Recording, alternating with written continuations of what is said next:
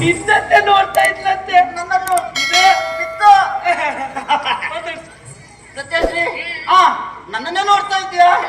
ನಾನು ನಿನ್ನನ್ನೇ ನೋಡ್ತಾ ಇದ್ದೆ. ನಾನು ನಿನ್ನೆ ಮಾತನಾಡ್ಬೇಕಂತ ಮಾಡಿದ್ನ, ಆದ್ರೆ ಮಾತನಾಡ್ಲಿಕ್ಕೆ ಆಗ್ಲಿಲ್ವಾ? ಅಯ್ಯೋ ದೇವ್ರೆ, ನಾನಲ್ಲ ಮರೆಯ ನನ್ನೇ ಮದುವೆ ಅದು ಅವಳ. ಈಗ ಸಿಕ್ಕಂತಹ ಅವಕಾಶ ಒಳ್ಳೆ ಇದೆ. ಹೌದಾ? ಹೌದು ಬಾವ. ಏನು? ಇನ್ನು ಎಷ್ಟು ದಿನ ಬಾವ ಬಾವ ಅಂತ ಕರೆಯುವುದು?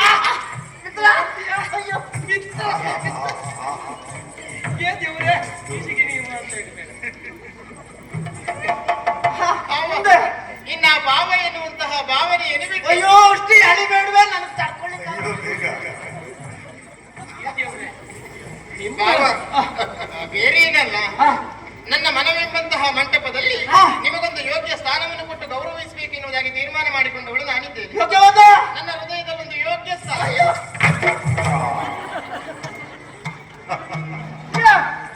ಏನಾಯ್ತಾ? ಬಾರ ಆದ್ರೂ ತೊಂದರೆ ಇಲ್ಲ. ಇಲ್ವಾ? ನನಗೆ ಸಂತೋಷ ಉಮ್ಮಳಿಸ್ತಾ ಉಂಟು. ನೀವು ಉಮ್ಮಳಿಸುದಲ್ಲ, ನನ್ನ ನೀನು ಆಂಬಳಿಸಿದ್ರೆ ನಾನು ಉಸಿರುಗಟ್ಟಿ ಸಾಯ್ತೇನೆ. ತೊಂದ್ರೆ ಇಲ್ಲ ಮಿತ್ರ. ಯೋಗ್ಯವಾದ ಸ್ಥಾನ ಅಂತೆ. ಯಾವ ಸ್ಥಾನ ಗೊತ್ತಾಯ್ತಾ?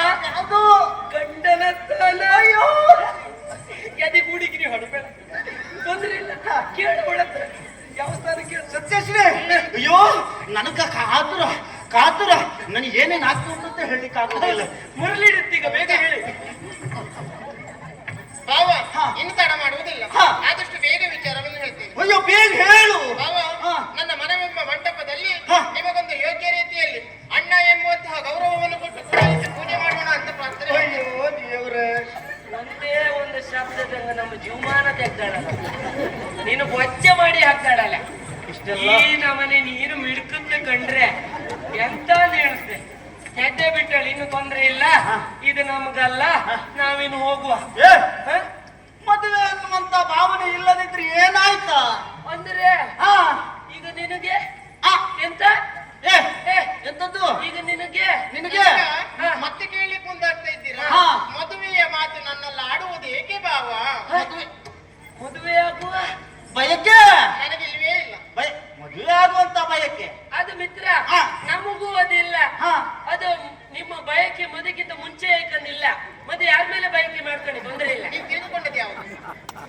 ಈಗ ಏನು ಗೊತ್ತಾಗುವುದಿಲ್ಲ, ಎಂತದ್ದು ಗೊತ್ತಾಗುವುದಿಲ್ಲ. ಎಂತ? ಭಾವಾರ್ಥ ಬೇರೆ, ಶಬ್ದಾರ್ಥ ಬೇರೆ. ಅಂದ್ರೆ ನೀನೆಲ್ಲ ಒಟ್ಟು ಸೇರಿ ಹೇಳಬಾರ್ದು. ಅಂದ್ರೆ ನಾನು ಹೇಳಿದ್ದು ಈಗ ಯಾವ ರೀತಿಯಲ್ಲಿ? ಯಾವ ಭಾವಾರ್ಥವಾಗಿ ಹೇಳಿದ್ದು.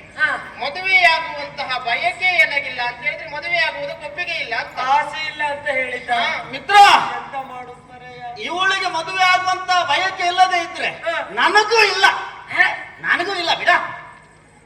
ನಾನು ಎಲ್ಲಿ ಬಂದೆ ಮರ್ರೆ? ಹುಚ್ಚಿರು ಸಂತೆಗೆ ಬಂದ, ಆಸ್ಥಾನಕ್ಕೆ ಬಂದ. ನೀನೇ ನನ್ನನ್ನು ಮದುವೆ ಆಗಬೇಕಂತ ಕರ್ಕೊಂಡು ಬಂದದ್ದಲ್ವಾ? ಈಗ ಕರ್ಕೊಂಡು ಬಂದ್ರ ಮೇಲೆ ಅವಳ ಅಣ್ಣ ಅದ್ರ ಮೇಲೆ ನಿನಗೂ ಮದುವೆ ಆಗೋ ಮನಸ್ಸಿಲ್ಲ ಅಂತ ಹೇಳ್ತಿ. ಮತ್ತೆ ಏನ್ ಆಸೆ ಉಂಟದು ಗೊತ್ತಾಗ್ಲಿಲ್ಲ.